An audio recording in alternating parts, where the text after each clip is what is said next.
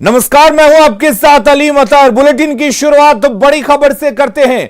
मुजफ्फरपुर से इस वक्त एक बड़ी खबर आ रही है। राम सूरत राय के भाई के खिलाफ कोर्ट में वारंट की अर्जी दी गई है। बोचहां थाना पुलिस ने वारंट के लिए दाखिल की है अर्जी। हंसलाल राय हैं मंत्री सूरत राय के भाई। आपको बता दें कि मंत्री के भाई के स्कूल में शराब मिली थी और इस मामले में अब तक 5 आरोपी गिरफ्तार हो चुके हैं और हंसलाल राय अभी भी फरार चल रहे हैं। हंसलाल राय की अग्रिम जमानत की याचिका भी खारिज हो चुकी है। इसी मामले को लेकर तेजस्वी ने मंत्री के खिलाफ मोर्चा खोला है। तो बड़ी खबर इस वक्त आपको बता दें, मुजफ्फरपुर से बड़ी खबर है, जहां पर शराब कांड में अब मंत्री राम सूरत राय पर शिकंजा कसता जा रहा है। पुलिस ने जमानत अर्जी खारिज होने के बाद अब गिरफ्तारी के लिए वारंट जारी करने की अर्जी दी है। हंसलाल राय मंत्री राम सूरत राय के भाई हैं और आपको बता दें, उनके स्कूल से शराब और शराब की बोतलें मिली थी। उसके बाद से 5 लोगों को इस पूरे मामले में अब तक गिरफ्तार किया जा चुका है, जबकि अब तक हंसलाल राय पुलिस की गिरफ्त से बाहर हैं। उनकी जमानत याचिका तक खारिज हो चुकी है, अग्रिम जमानत याचिका। उसके बाद अब बोचहां पुलिस ने गिरफ्तारी के लिए वारंट जारी करने की अर्जी दी है।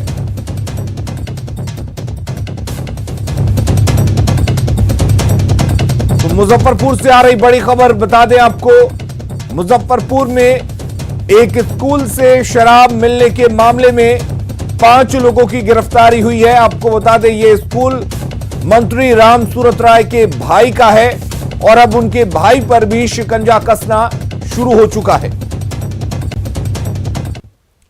अगली खबर लखीसराय से है, जहां पर अपराधियों ने एक बैंक कर्मी की गोली मारकर हत्या कर दी। घटना मेदनी चौकी के नंदपुर ढाला के पास की है। बैंक कर्मी ऋषिदेव कुमार सूर्यगढ़ा में बैंक ऑफ इंडिया में क्लर्क थे। वे जब बैंक से अपने घर लौट रहे थे, तभी अपराधियों ने उन्हें गोली मार दी। उन्हें इलाज के लिए मुंगेर लेकर जाया गया, लेकिन डॉक्टर ने मृत घोषित कर दिया। परिजनों ने के मुताबिक ऋषिदेव कुमार ने 2 शादी की थी और पहली पत्नी से उनका विवाद चल रहा था। परिजनों ने पहली पत्नी पर ही शक जाहिर किया है। क्या कारण उसका पत्नी है नूतन मेहता। पत्नी 2 शादी हुई थी इनकी 2 शादी हुई थी क्या? हाँ, 2 शादी। तो पहली पत्नी के द्वारा हत्या की? पहली पत्नी के द्वारा हत्या की। हाँ, बनाव नहीं था क्या? नहीं। सीवान में चोरों ने प्रसिद्ध हनुमान मंदिर को निशाना बनाया। मंदिर से हनुमान जी का मुकुट और कवच लेकर चलते बने। कवच करीब 4 किलो चांदी से बनाया गया था। सुबह 5 बजे जब पुजारी और सफाई कर्मी मंदिर पहुंचे तो देखा कि दरवाजा टूटा हुआ है और इस घटना के बाद लोगों में नाराजगी है। पुलिस चोरों की तलाश में जुट गई है। आपको बता दें कि साल 2006 में मॉरिशस के प्रधानमंत्री नवीन चंद्र गुलाम ने मंदिर का उद्घाटन किया था।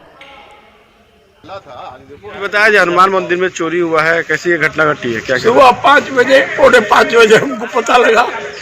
सफाई कर्मी और पंडित जी बताए कि आइए देखे, तो हमारा पीछे का दरवाजा का ताला काट के और चोरों ने चांदी का मुकुट और कवच 4.5 किलो का लेकर चले गए। भागलपुर में नौगछिया थाना के बिजली विभाग के एसडीओ के पुराने दफ्तर में कैश शाखा से मंगलवार की रात लुटेरों ने 17 लाख रुपए कैश लूट लिए। अपराधियों ने चौकीदार को बंधक बनाकर इस वारदात को अंजाम दिया। पुलिस ने इस मामले में चौकीदार ज्योतिष राय और प्राइवेट चौकीदार कुंदन राय को हिरासत में लिया है। कैश शाखा के कैशियर उपेंद्र कुमार से भी पुलिस पूछताछ कर रही है।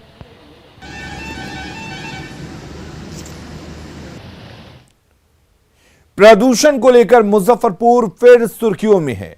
स्विट्जरलैंड की एक संस्था IQ एयर ने वर्ल्ड एयर क्वालिटी रिपोर्ट 2020 जारी किया है, जिसमें विश्व की खराब आबोहवा वाले शहरों में मुजफ्फरपुर 28वें स्थान पर है। इस रिपोर्ट में चीन के शहर जिनजियांग को दुनिया का सबसे ज्यादा प्रदूषित शहर बताया गया है। 2020 की रिपोर्ट में भारत के 9 शहर हैं। पटना 32वें स्थान पर है तो हाजीपुर 68वें स्थान पर है। बुधवार को मुजफ्फरपुर का एयर क्वालिटी इंडेक्स 305 रहा, जो वेरी पुअर रेंज में आता है। मुजफ्फरपुर के समरणालय स्थित मॉनिटरिंग स्टेशन का जायजा लिया न्यूज 18 संवाददाता सुधीर कुमार। प्रदूषण मानकों को लेकर मुजफ्फरपुर का नाम एक बार फिर विश्व स्तर पर आ रहा है। जो एक इंटरनेशनल रिपोर्ट आई है उसके मुताबिक विश्व में सर्वाधिक प्रदूषित शहरों में 28वां स्थान मुजफ्फरपुर का आया है। एक्यूआई आपका है वेरी पुअर है। Very poor. हाँ। तो इसको क्या मानेंगे प्रदूषण के हिसाब से? प्रदूषण के हिसाब से अगर देखा जाए तो मतलब कि गड़बड़ ही है, थोड़ा गड़बड़ ही है। हाँ। तो जो एक रिपोर्ट आई है पूरे विश्व स्तर पर 28वां, उस पर क्या टिप्पणी होगी आपकी? नहीं, इस पर हम टिप्पणी क्या कर सकते हैं, ये तो पूरा थोड़ा देखना होगा, चेक करना होगा। देखिए, मुजफ्फरपुर शहर प्रदूषित शहरों में इसकी गिनती होती रही है। जाड़े के दिनों में प्रदूषण का लेवल बहुत ऊंचा हो जाता है, लेकिन स्वाभाविक सी बात है कि जाड़ा खत्म हो रहा है और गर्मी का दिन आ रहा है, पछुआ हवा भी बह रही है, तो जो धुलकन है, धुलकन की स्थिति हवा में जो है वो पहले से बहुत बेटर स्थिति में आई है। तो मेरा ये कहना है कि अभी जो रिपोर्ट की बात जो कही जा रही है उसको हम लोग देखते हैं कहाँ से रिपोर्ट है, क्या है। बहरहाल इतना कहना जरूरी है कि जो जाड़े के दिनों में प्रदूषण की स्थिति होती है उसके मुकाबले मुजफ्फरपुर शहर में स्थिति अभी बहुत संतोषजनक है। हालांकि जो एक्सपर्ट है, यहाँ के अधिकारी हैं, वो कह रहे हैं कि यहाँ के प्रदूषण मानकों की स्थिति बहुत ख़राब नहीं है, लेकिन जो एक इंटरनेशनल रिपोर्ट है उसके मुताबिक पूरे विश्व में 28वें स्थान पर मुजफ्फरपुर को रखा गया है। सुधीर कुमार, न्यूज 18, मुजफ्फरपुर। प्रदूषण से निपटने के लिए पुरानी गाड़ियों को बदलने का निर्णय सरकार ने लिया था, लेकिन हकीकत इसके उलट है।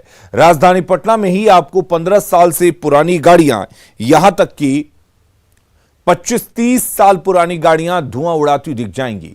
ऐसी गाड़ियां पुलिस महकमे में सबसे ज्यादा हैं। ज्यादातर थानों में भी पेट्रोलिंग के लिए पुलिस को जीप या जिप्सी दी गई है, वो भी 15 से 20 साल पुरानी। हमने पटना के कई थानों में पुलिस कंट्रोल रूम में, यहां तक कि पुलिस लाइन में भी जाकर देखा। हर जगह जो गाड़ियां नजर आईं वो 15 से 20 साल पुरानी गाड़ियां ही थीं। हालांकि इस मामले में परिवहन विभाग के अधिकारी कहते हैं कि पुरानी गाड़ियों को जल्द ही हटाया जा रहा है।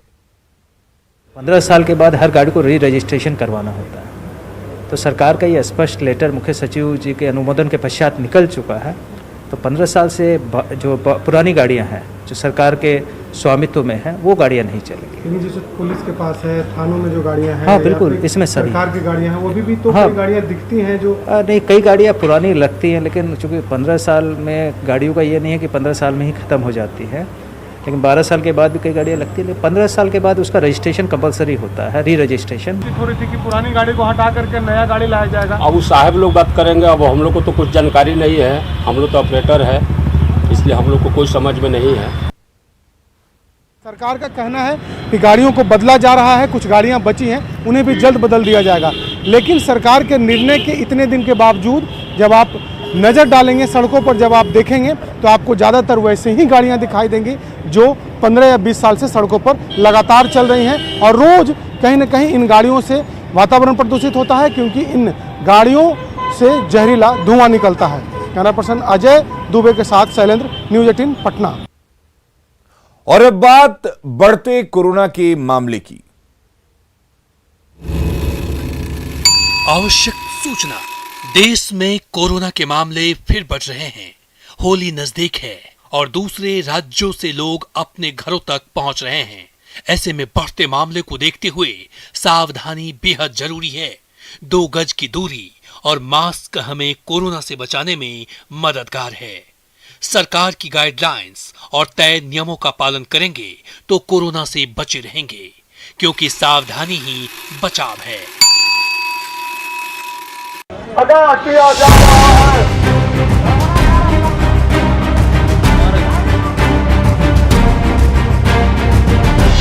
बढ़ रहे कोरोना के केस।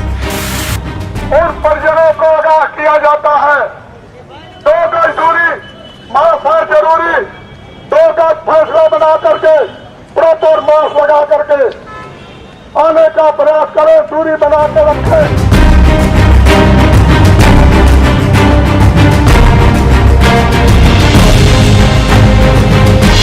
घट रहे मास्क वाले फेस।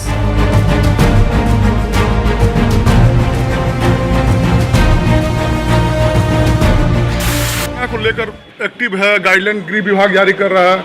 आप ड्यूटी पर तैनात हैं, मास्क नहीं लगाए हैं, क्या कहना है? मास्क नहीं है। देखिए, अपनी सुरक्षा तो इंसान को खुद करनी चाहिए। ये मैं इस चीज़ को सोच रहा हूँ कि अगर फिर से कोरोना बढ़ जाएगा तो अपना सुरक्षा मैं खुद कर रहा हूँ, इसीलिए मैं मास्क लगा के चल रहा हूँ। लापरवाही है अपार।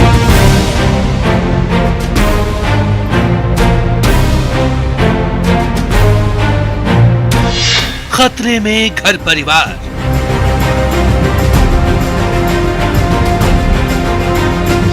सामान के साथ वायरस की खरीदारी। मास्क नहीं लगाए हैं आप?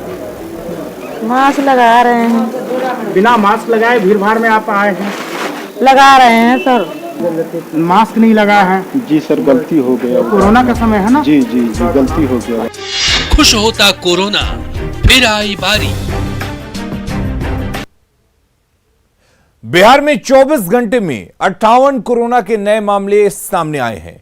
पिछले 10 दिनों की बात करें तो 8 मार्च 2021 को 21 मामले सामने आए थे।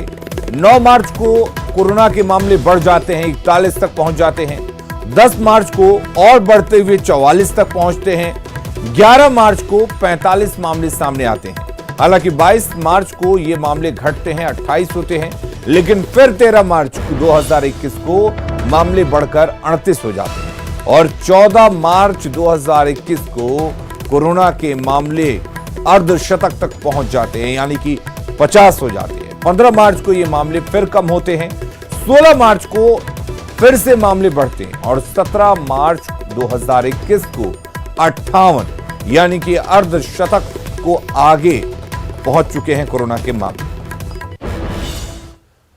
और वहीं झारखंड में भी कोरोना के मामले तेजी से बढ़ रहे हैं। यहां पिछले 5 दिनों की बात करें तो 17 मार्च 2021 को 82, 16 मार्च 2021 को 76, 15 मार्च 2021 को 67, 14 मार्च 2021 को 61 और 15 मार्च को 43, 13 मार्च को।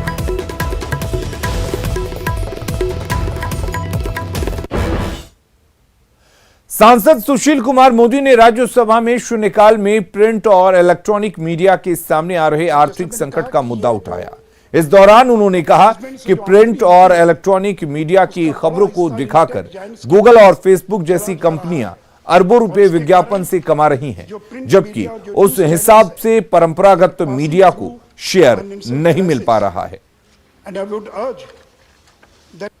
देखिए, भारत के अंदर जो परंपरागत मीडिया है, यानी प्रिंट मीडिया हो, इलेक्ट्रॉनिक मीडिया हो, इस संकट के दौर से गुजर रहा है। और ये जो परंपरागत मीडिया, इसके आय का सबसे बड़ा स्रोत है विज्ञापन। और ये लोग लाखों करोड़ रुपया खर्च करते हैं रिपोर्टर्स की बहाली करने में। कैमरामैन हैं, एंकर्स हैं, ऑफिस का निर्माण करते हैं। और ये लोग फिर गांव-गांव जाकर जो समाचार संग्रह करते हैं, उसको वेरीफाई करते हैं और तब उसको प्रसारित करते हैं। तो मेहनत किया प्रिंट मीडिया ने, इलेक्ट्रॉनिक मीडिया ने समाचार संग्रह करने के लिए, और वह भी जो विश्वसनीय समाचार है। और ये जो फेसबुक है या ये जो गूगल है, ये आपके द्वारा तैयार किए गए समाचार को इंटरनेट पर दिखाता है और उसके माध्यम से विज्ञापन से अरबों खरबों रुपए का विज्ञापन अर्जित कर रहा है। कि अगर आत्मनिर्भर भारत का मतलब है आत्मनिर्भर मीडिया, अगर मीडिया पंगु हो गया तो जो लोकतंत्र का जो सबसे बड़ा खंभा है वो अगर छत विक्षत हो गया तो फिर देश के अंदर काफ़ी परेशानी हो सकती है। और उससे मैंने ये मांग किया कि जिस तरह से ऑस्ट्रेलिया के अंदर वहाँ की सरकार ने कानून बनाया है और ऑस्ट्रेलिया के जो प्रधानमंत्री मिस्टर मॉरिसन, उन्होंने भारत, कनाडा, यूके के भी और राजनेताओं से बातचीत की है।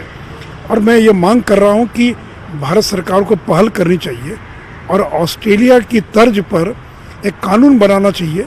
और आपको मालूम है कि पिछले दिनों भारत सरकार ने सोशल मीडिया को रेगुलेट करने के लिए इंटरमीडियरी गाइडलाइंस बनाया। ये OTT है, ये YouTube है, सोशल मीडिया है। तो भारत सरकार ने जिस तरह से इंटरमीडियरी गाइडलाइंस बनाया है, उसी प्रकार ऑस्ट्रेलिया की तर्ज पर उनके कानून बनाना चाहिए। और अब जरा खबर को समझिए। कोरोना की वजह से मीडिया सेक्टर काफी प्रभावित हुआ है। मीडिया के आय स्रोत में कमी भी आई है और ये कोरोना काल के बाद से ज्यादा हुआ है। सुशील मोदी ने मीडिया के रेवेन्यू के नए मॉडल पर जोर दिया है और सुशील मोदी ने ऑस्ट्रेलिया के तर्ज पर कानून बनाने की मांग की है। ऑस्ट्रेलिया के संसद ने करीब एक हफ्ते पहले एक कानून पारित किया था और उसी कानून को लेकर सुशील मोदी ने कहा है कि ऐसा कानून भारत में भी बनाया जाना चाहिए। होली को लेकर शराब तस्कर सक्रिय हो गए हैं, लेकिन सख्त प्रशासन के आगे उनकी चालाकी नाकाम हो रही है। रंगों का आ रहा त्योहार,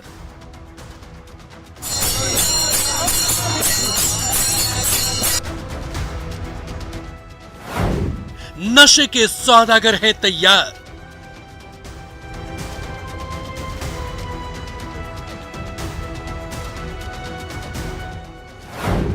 शहर शहर पहुंच रहा जाम।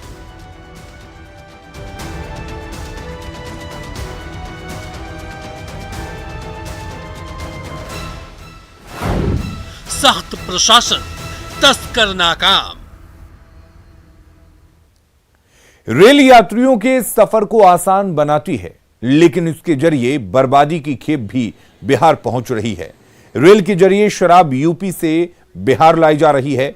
यह महज आरोप नहीं, बल्कि खुद दानापुर रेल पुलिस ने इस सच्चाई को स्वीकार किया है। रेल पुलिस के मुताबिक सिकंदराबाद एक्सप्रेस और दानापुर पहुंचने वाली ट्रेनों में महंगी अंग्रेजी शराब लाई जाती है। रेल पुलिस शराब की तस्करी को रोकने के लिए विशेष अभियान चला रही है, जिसमें डॉग स्क्वाड की भी मदद ली जा रही है। विशेष अभियान के तहत 2 महीने में 329 लीटर शराब पकड़ी गई है और 16 शराब माफियाओं को गिरफ्तार किया गया है। हम लोग स्पेशल टीम बना है कि अभी डॉग स्क्वाड भी हम लोग यूज़ कर रहे हैं और हमारे सिविल में भी 2 टीम लगा हुआ। RPF की तरफ से भी हमारी एक टीम है, हमारा तरफ से भी GRP की तरफ से एक टीम है। ये अलग अलग जगह लगा हुआ है। दानापुर में एक टीम है, पटना जंक्शन का एक टीम है, गया में एक टीम है और हम लोग जो स्पाई है, इन्फॉर्मर्स है, वो भी लगे हुए हैं। बट हम लोग डेली लगातार जो आते हैं, जो न्यूज़ मिलता है, उसके आधार पर हम लोग पकड़ भी रहे हैं। मुजफ्फरपुर में उत्पाद विभाग ने 3 लग्जरी कार से 63 कार्टन शराब जब्त किया है। हालांकि इस कार्रवाई में 2 वाहन चालक फरार हो गए, जबकि एक चालक गिरफ्तार हो गया। गिरफ्त में आए चालक की निशानदेही पर 3 तस्करों को अरेस्ट करने में पुलिस को कामयाबी मिली। उत्पाद विभाग ने यह कार्रवाई मनियारी थाना इलाके में की। आपको बता दें कि सरकार की सख्ती के बाद पूरे राज्य में शराब के तस्करों पर शिकंजा कसा जा रहा है। जिसको पकड़ी गई है, इसमें लगभग 63 कार्टन्स हैं, स्कॉर्पियो है, यौन है और एक सेंट्रो कार्स है। कहाँ से पकड़ी गई? ये कल्याणी चौर से चेजिंग करते हुए छपकी और बलरा, ये दोनों गांव के मध्य में ही सड़क पे और उधर जाने के कारण उसको पकड़ी गई। एक चालक जो है गिरफ्तारी हुई है, इसमें स्कॉर्पियो को जो चालक है अभिषेक कुमार नाम। पटना सिटी में आलमगंज थाना के IDH कॉलोनी में एक पिकअप वैन से 43 कार्टन विदेशी शराब जब्त किए गए। एक तस्कर को भी पुलिस ने गिरफ्तार किया है। पिकअप वैन पर भूसा लदा हुआ था और उसी में शराब की तस्करी की जा रही थी। पुलिस ने गुप्त सूचना के आधार पर यह कार्रवाई की। जल्ला रोड से एक अभियुक्त जो कि भूसा लगा हुआ पिकअप वाहन था, उसी पर लिया जा रहा था। हम लोग को खबर सूचना मिली, उसके आधार पर उसको रेड किया गया। देखे तो उस पर 43 कार्टून अंग्रेजी शराब का होता है। और भूसा में छुपा कर लाया गया। भूसा का 4 भांगा अंदर छुपा करके रखा था, ऊपर से भूसा का भांगा रखा हुआ था। समस्तीपुर जिले में शराब की बड़ी खेप जब्त हुई है। शराब की पहली खेप रोसड़ा अनुमंडल के सिंगिया थाना इलाके से 169 कार्टन अवैध शराब जब्त की गई। इस कार्रवाई में 2 तस्कर भी गिरफ्तार हुए हैं। इसके अलावा शराब की दूसरी खेप सदर अनुमंडल के गोपालपुर में कंटेनर से 73 कार्टन अवैध शराब जब्त हुआ है। यहां पर एक तस्कर को भी गिरफ्तार किया गया। सिंगिया इलाके में जिस गाड़ी से शराब जब्त हुई उस पर पार्सल वैन लिखा है और वो हरियाणा की गाड़ी है। शराब की इसी खेप को उत्तर प्रदेश से दरभंगा के कुशेश्वर स्थान में खपाना था। हाँ, रात्रि में सूचना मिली थी 2 बजे करीब। उसके बाद थाना द्वारा छापेमारी किया गया है तो एक ट्रक बरामद हुआ है राजस्थान नंबर। उस पर 73 कार्टून शराब था, अंग्रेजी शराब। और वहीं पर से एक व्यक्ति जो उतारने में शामिल था, चंदन कुमार पिता सुखदेव राय, अजना ग्राम का है, उसकी गिरफ्तारी हुई है। सिमडेगा में चल रहे 11वें national hockey sub junior championship का फाइनल झारखंड और हरियाणा के बीच आज 3 बजे से खेला जाएगा। अब तक के मैच में झारखंड और हरियाणा की टीम अपराजित रही है, वहीं विरोधी टीम उनके खिलाफ एक भी गोल नहीं कर पाई है। आज के फाइनल मैच को भव्य बनाने की पूरी तैयारी है। आज के मैच को जीतकर झारखंड की टीम इस चैंपियनशिप को जीतने के लिए पूरा जोर लगाएगी। वहीं उसे हरियाणा की टीम से कड़ी चुनौती भी मिलने की उम्मीद है। अधिक जानकारी दे रहे हैं सिमडेगा संवाददाता श्रीराम पुरी। 10 मार्च से शुरू हुआ हॉकी का महाकुंभ आज अंतिम पड़ाव में पहुंच चुका है। आज 3 बजे से झारखंड और हरियाणा के बीच फाइनल का मुकाबला होना है। सारी तैयारी मैदान में कर ली गई है।